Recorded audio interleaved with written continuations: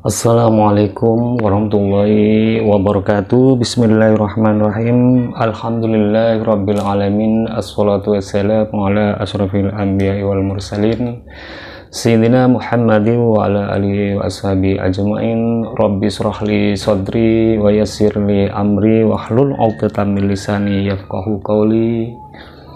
Halo teman-teman semua, apa kabar? Semoga selalu dalam lindungan Allah Subhanahu wa taala. Pada konten kali ini saya akan coba membaca kitab Fathul Mu'in bab Adus.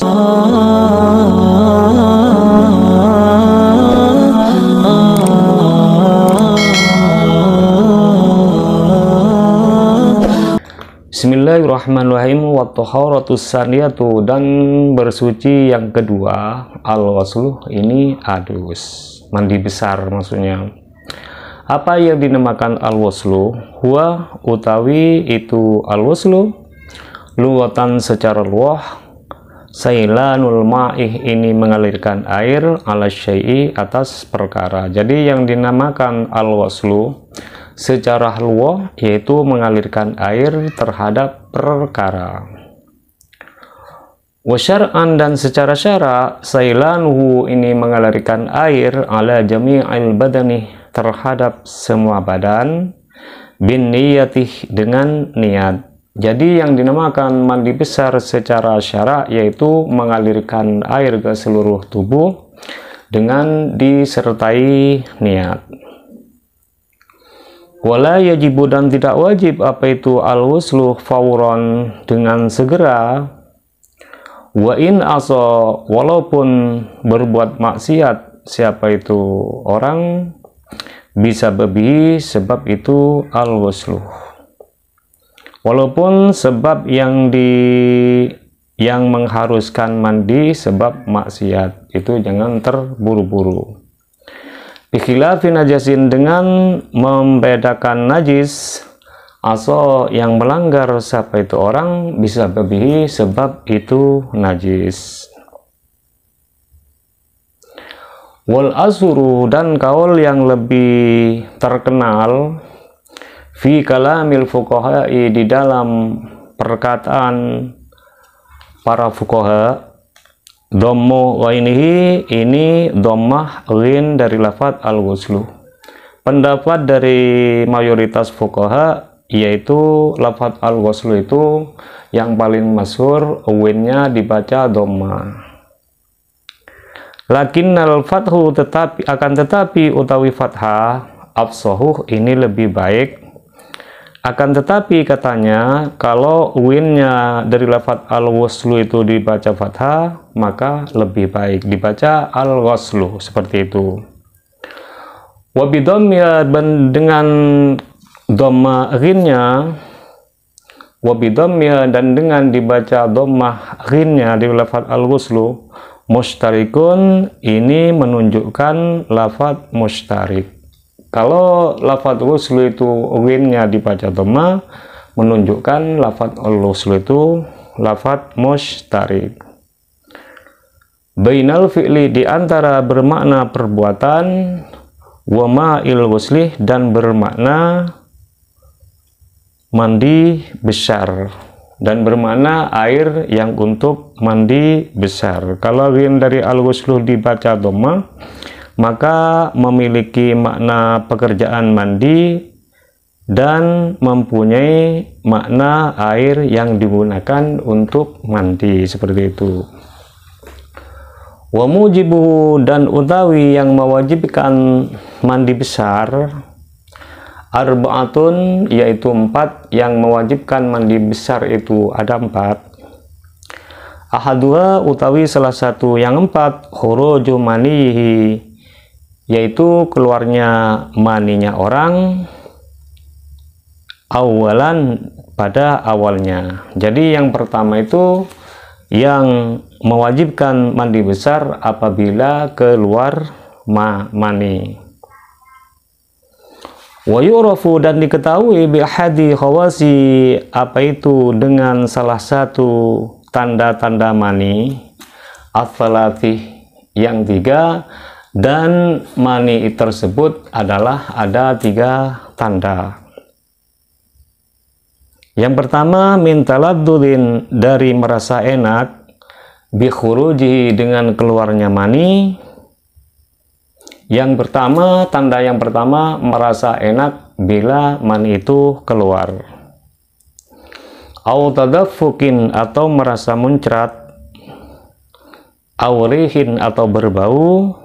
Aurihi ajinin, atau berbau adonan roti rotban saat basah. Jadi yang pertama itu, tanda yang pertama itu muncrat, air mani itu muncrat, merasa enak ketika muncrat. Yang kedua yaitu berbau,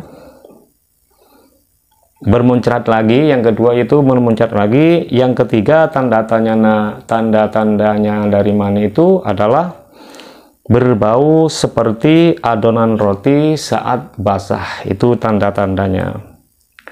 Wabayadi baidin, dan berbentuk putih telur, jafan, dalam keadaan kering. Dan bentuk mani itu ada yang putih seperti putih-putihan telur di dalam keadaan basah, seperti itu.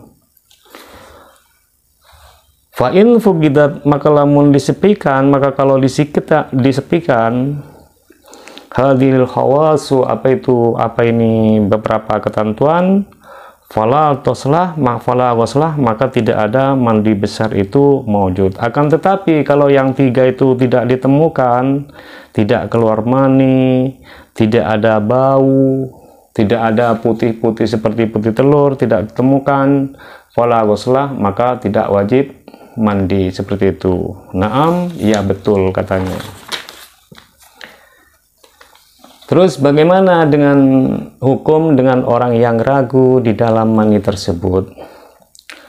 Lau syakkah, jika ragu siapa itu orang, fi syai'in, di dalam sesuatu, amaniyun, apa ini mani, huwa, utawi itu syai'un, au madiyun, atau itu madi, tukhayyiruh, maka diberi pilihan siapa itu orang. Jadi kalau orang tersebut ragu mani itu apa, dianggap apa itu mani, apa itu madhi, maka kalau seperti itu, kalau ragu seperti itu, kayaknya mani ini, kayaknya madhi, maka orang itu diberi pemilihan. Walaupun ada apa itu pilihan, bis tasyahi, dengan kehendak hati. Fa in sya'ah, maka jika berkehendak siapa itu orang, ja'alahu, maka menjadikan siapa itu orang, hu, kepada itu syai', mandiyan, kepada mani, wa mutasalah, dan mandi besar siapa itu orang. Jadi kalau orang yang ragu di dalam keadaan mani itu menganggap bahwa mani tersebut dianggap mani, kalau dianggap mani, barang tersebut dianggap mani, maka orang tersebut wajib mandi besar.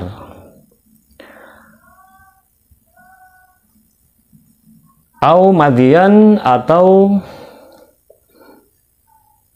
menganggap madian, kepada madi. Kalau orang itu menganggap madi, wa ghasalah, dan membasuh siapa itu orang, hu, kepada itu madi, wa tawaddo'ah, dan berwudu siapa itu orang. Jadi kalau sesuatu barang itu dianggap madi, tidak dianggap mani, maka cukup dibasuh saja dan cukup berwudu.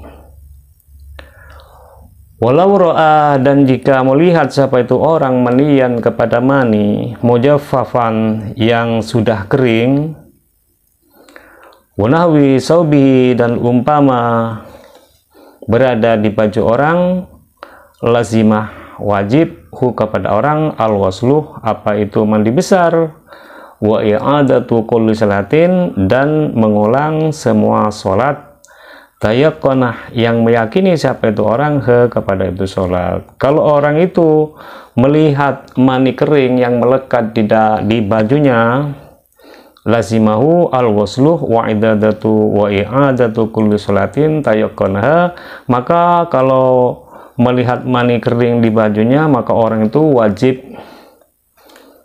mandi besar dan mengulang semua sholat yang telah diyakini ba'dahu, setelah keluar mani setelah melihat mani seperti itu.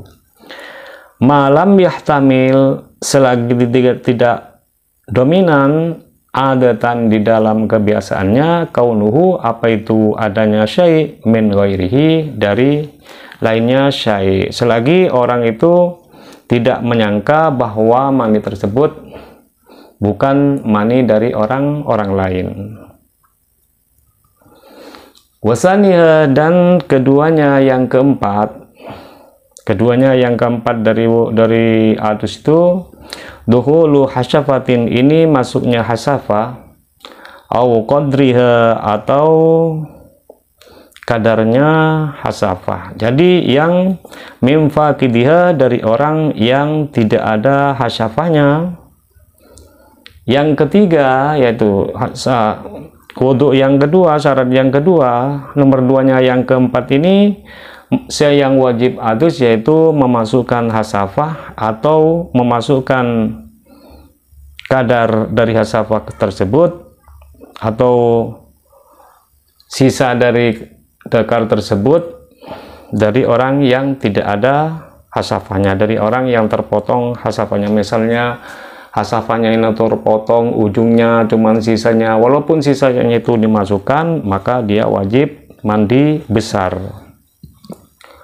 Walau kanat, dan walaupun ada apa itu hasyafah min dzakarin, dari itu penis, maktuin, yang diputus, walaupun hasafah tersebut terpotong dari dzakar yang terpotong seperti itu. Au min bahimatin, atau dari milik hewan, au mayyitin, atau dari milik mayit, farajan, kepada kemaluan, kubulan kubul, au dumaron, atau dubur, walaupun hasafah tersebut masuk ke kubul atas atau kubul bagian bawah, atau ke anus, masuk ke kubul, ke lubang perempuan, kemaluan perempuan, masuk ke anus perempuan, maka orang tersebut wajib mandi besar.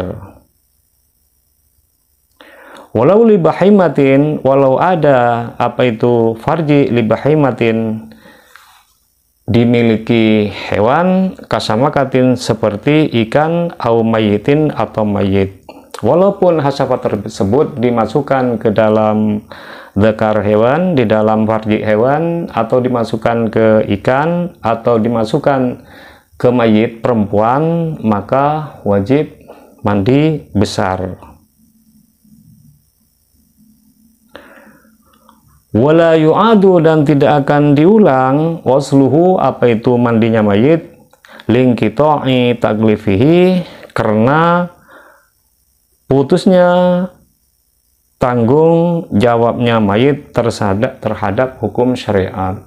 Apabila ada mayat perempuan diperkosa setelah dimandikan, maka mayat tersebut walaupun diperkosa tidak usah mandinya itu tidak usah diulang lagi. Karena apa? Karena tanggungannya terhadap hukum syariat sudah putus. Cuman orang yang memperkosa yang wajib mandi, seperti itu.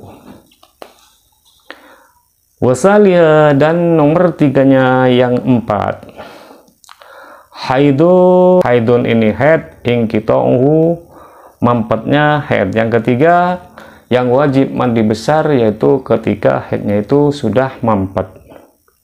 Apa itu haid? Wahwa, utawi itu haid, damun, ini darah, yahruju, yang keluar apa itu darah, min aqsa rahimil mar'ati, dari pangkal rahimnya perempuan. Yang dinamakan darah haid yaitu darah yang keluar dari pangkal kemaluan perempuan. Fi awqatin, di dalam beberapa waktu, mahsusatin, yang tertentu. Terus berapa paling minimalnya haid? Wa aqalluhu, dan lebih, wa aqallu sinhi, dan utawi batas minimal usia haid, tis'uzinina, ini 9 beberapa tahun, Qomariyatin, bulan Qomariyah. Jadi maksimalnya umur haid itu adalah 9 tahun bulan yang biasa di atas itu. Maksimalnya umur haid itu kalau sudah berumur 9 tahun. Inra'at, jika melihat siapa itu perempuan, hu kepada itu darah, qabla tamamiha, sebelum sempurnanya 9 tahun, biduni sittatin, dengan kurang, biduni sittati asyara, dengan kurang sittata asyara, dengan kurang 16 yauman, hari, fahuwa, maka itu darah haidun, ini termasuk darah haid. Apabila seorang perempuan sebelum umur 9 tahun masih kurang 16 hari, kalau melihat darah, maka itu tetap dinamakan darah haid. Terus berapa hari lebih paling sedikitnya haid? Wa kullu, utawi lebih sedikitnya haid, yaumun, ini sehari, walailatun, dan semalam. Paling sedikitnya haid yaitu sehari dan semalam sudah bersih, itu paling sedikit. Wa aksaru, dan utawi lebih banyaknya haid, khamsatah asyar yauman, ini 15 hari. Tapi waktu haid yang paling banyak, yang paling maksimal, yaitu minimal maksimal 15 hari. Kalau waktu haid yang paling sedikit, sehari semalam sudah bersih. Tapi waktu haid yang paling panjang, yaitu 15 hari. Ka'aqalli tuhrin, seperti lebih sedikitnya masa suci, bainal haidataini, di antara yang berada di antara dua haid. Wa yahrumu, dan haram, bihi, sebab haid, ma, apa itu sesuatu perkara, yahrumu, yang haram, apa itu perkara, bil janabati, sebab junub. Jadi haram bagi orang haid itu seperti haramnya kepada orang yang junub. Tidak boleh sholat, tidak boleh tawaf, tidak boleh membaca Al-Quran. Wah, dan haram mubasyiratuma, apa itu menyentuh sesuatu, min surratiha, baina surratiha, di antara pusatnya perempuan, warubbatiha, dan lututnya perempuan.